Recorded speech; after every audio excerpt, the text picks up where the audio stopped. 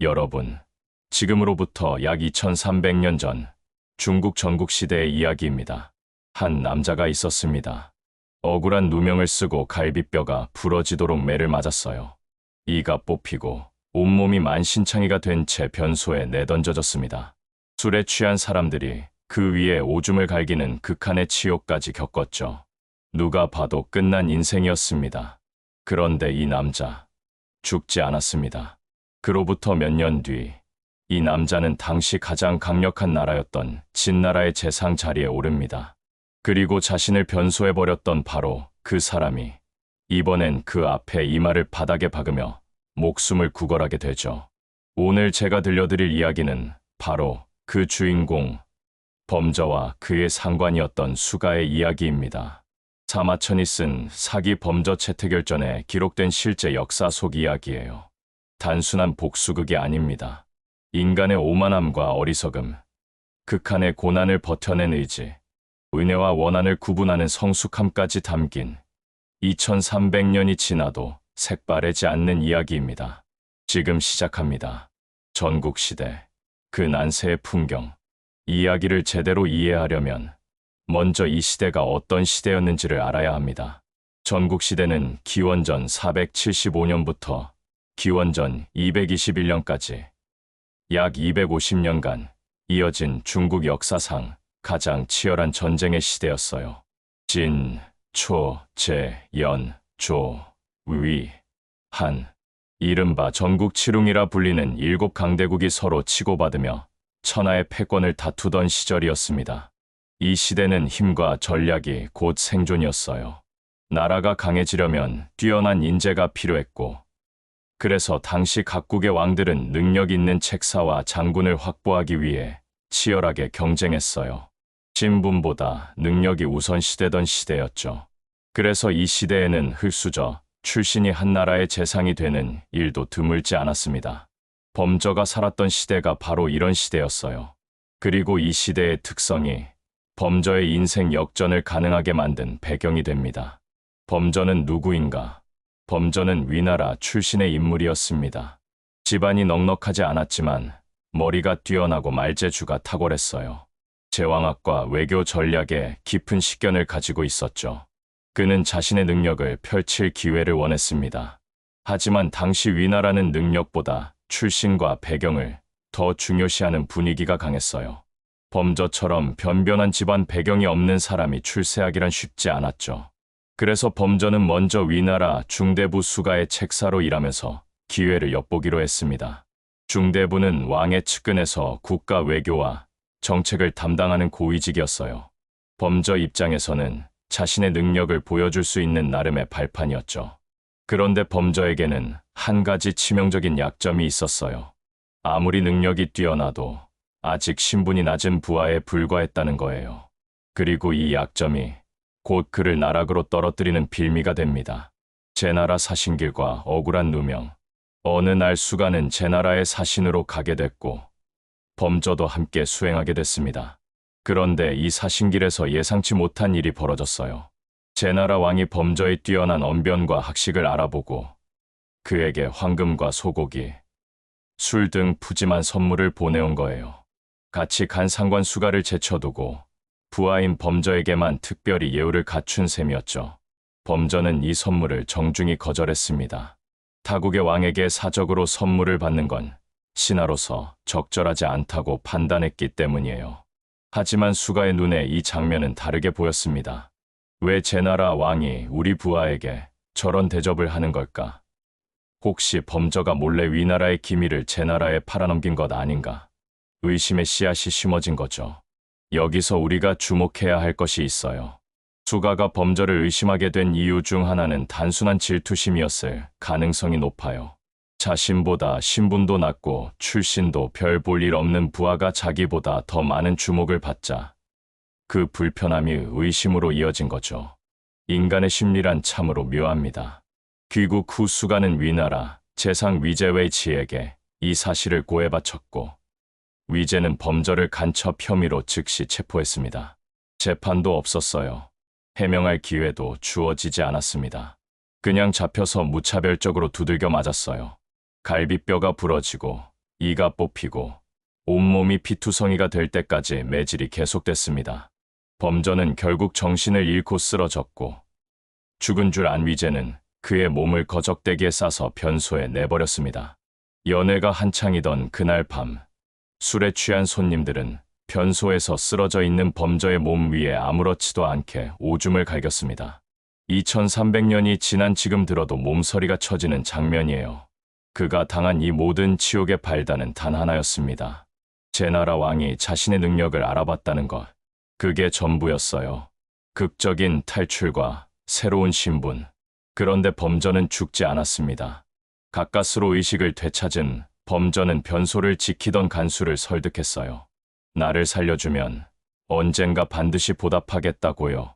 간수는 위제에게 범저가 이미 죽었으니 시신을 버려도 되겠냐고 거짓 보고를 했고 그 틈에 범저는 몸을 피할 수 있었습니다. 탈출에 성공한 범저는 이름을 바꿨습니다. 더 이상 범저가 아니었어요. 장록이라는 새 이름으로 완전히 다른 사람으로 살기 시작했습니다. 위나라에서는 그가 이미 죽은 줄 알고 있었으니 조용히 숨어 지낼 수 있었죠. 하지만 여기서 우리가 상상해봐야 할 게 있어요. 온몸이 성한 곳 없이 부러지고 뽑힌 상태에서 이름도 버리고 아는 사람도 없는 곳에서 새로 시작한다는 게 얼마나 두렵고 막막한 일이었을까요?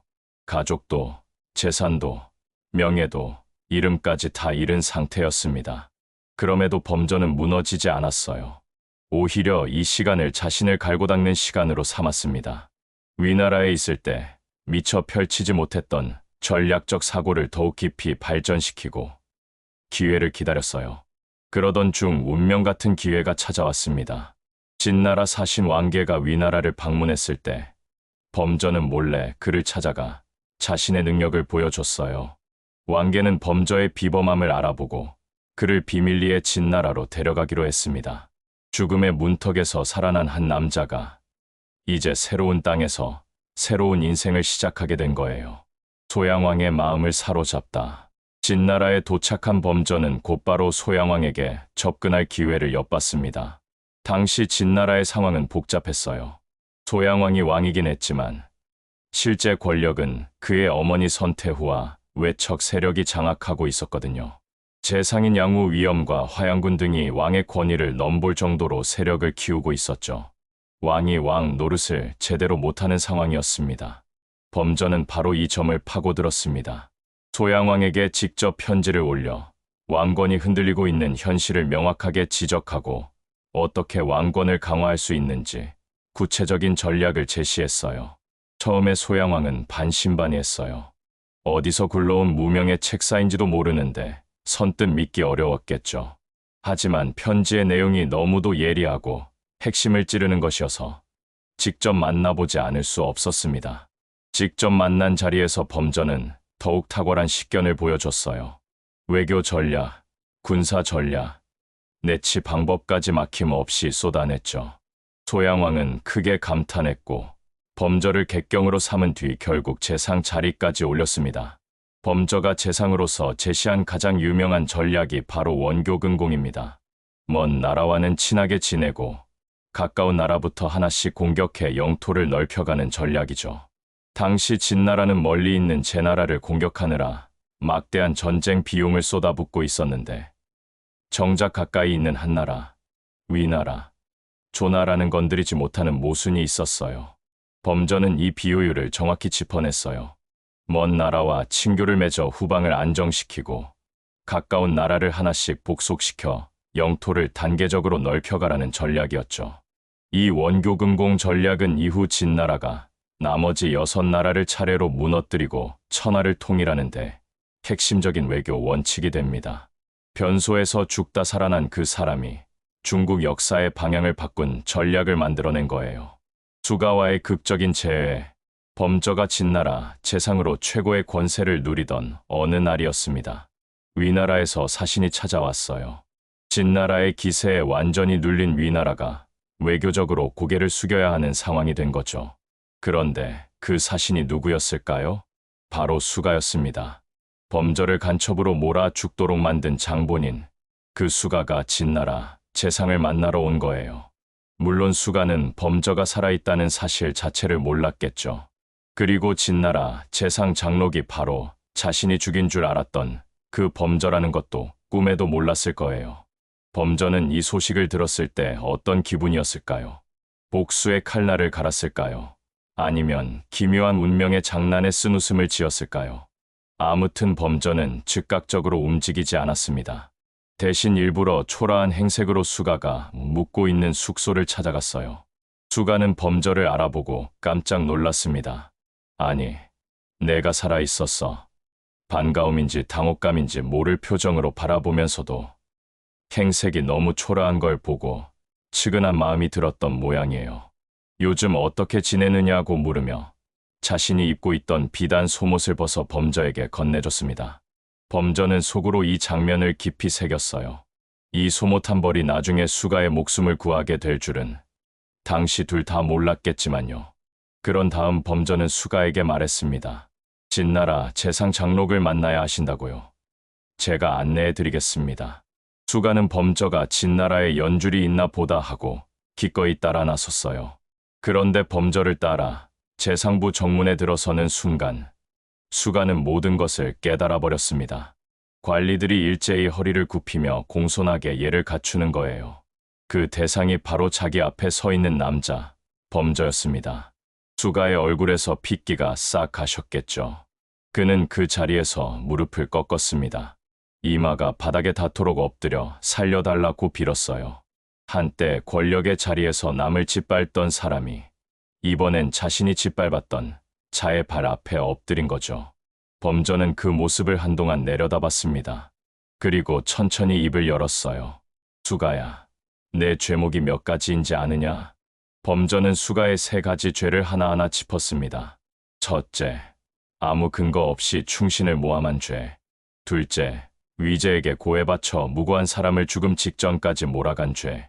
셋째, 그러고도 지금까지 아무런 반성 없이 살아온 죄. 수가는 말없이 고개를 조아릴 뿐이었습니다. 범저의 처분, 그리고 진짜 복수. 범저는 수가를 죽이지 않았습니다. 대신 이렇게 말했어요. 내가 오늘 살 수 있는 이유는 단 하나다. 아까 내가 나에게 건네준 속옷. 그 작은 인정을 내가 기억하기 때문이다. 그것 하나로 목숨을 건진 줄 알아라. 이제 돌아가서 위나라 왕에게 전해라. 위제의 목을 가져오지 않으면 위나라를 가만두지 않겠다고. 수가는 목숨을 건진 채 위나라로 돌아갔습니다. 위제는 이 소식을 듣고 혼비백산했어요. 진나라 재상 장록이 바로 자신이 죽인 줄 알았던 범저였다니. 위제는 위나라를 탈출해 조나라로 도망쳤습니다. 그런데 범저의 영향력은 조나라에까지 미쳤어요. 조나라도 감히 위제를 숨겨줄 수 없었고 결국 위제는 더 이상 숨을 곳이 없어지자 스스로 목숨을 끊었습니다. 그 수급이 범저에게 전해지자 범저는 그제서야 오랜 복수를 마무리했습니다. 여기서 한 가지 생각해 볼 게 있어요. 범저가 수가를 살려준 건 단순히 소모 때문만은 아니었을 거예요. 범저는 이미 그 정도 그릇의 사람이었던 거죠. 진짜 원수인 위제는 끝까지 추적해 응징했지만 어리석음과 질투로 실수를 저지른 수가에게는 작은 선의 하나를 이유로 용서를 베풀었어요. 은혜는 잊지 않고 원한은 잊지 않되 그 무게를 정확하게 구분할 줄 아는 사람이었던 겁니다. 범저의 말년과 퇴장, 재상으로서 승승장구하던 범저에게도 결국 내려올 때가 찾아왔습니다. 범저의 말년에는 씁쓸한 이야기가 하나 있어요.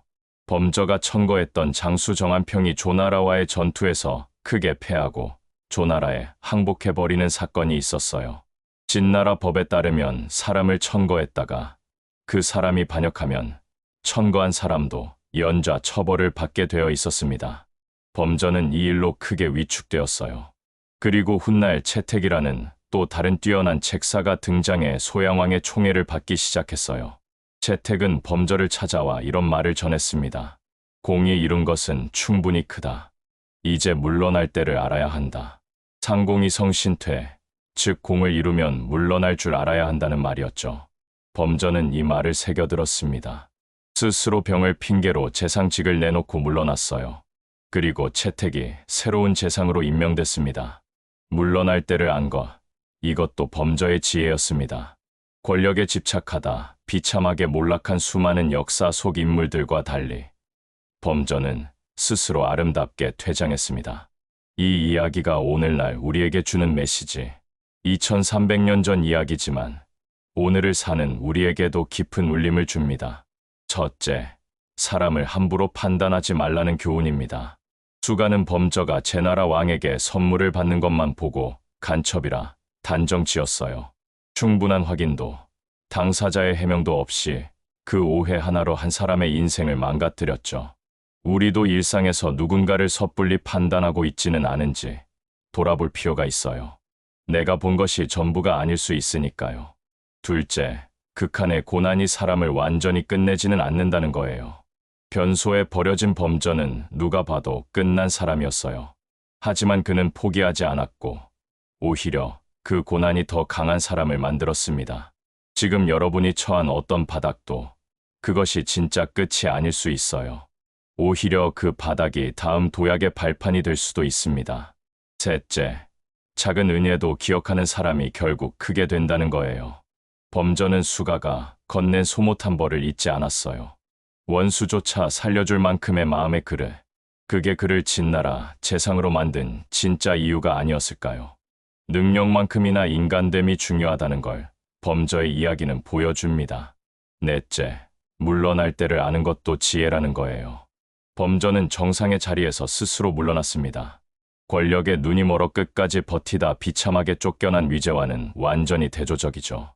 인생에서 전진하는 용기만큼 물러서는 용기도 중요합니다.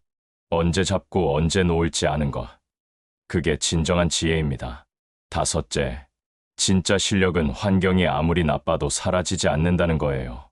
범저는 이름도 버리고 아무것도 없는 상태에서 새로 시작했습니다. 하지만 그의 실력과 통찰은 없어지지 않았어요. 오히려 고난의 시간이 그것을 더 단단하게 만들었죠. 진짜 실력은 빼앗기지 않습니다. 오늘 범저와 수가의 이야기 어떠셨나요?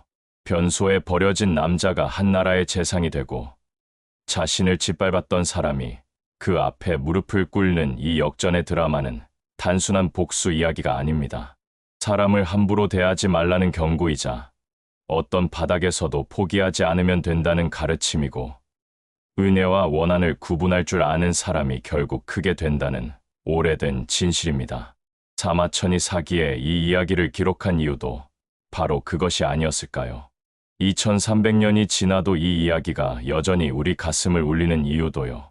오늘 영상이 흥미로우셨다면 좋아요와 구독 부탁드립니다. 댓글로 가장 인상 깊었던 장면이나 생각도 나눠주시면 정말 반갑겠습니다. 전국시대의 또 다른 흥미로운 인물과 사건들도 앞으로 계속 가져올게요. 감사합니다.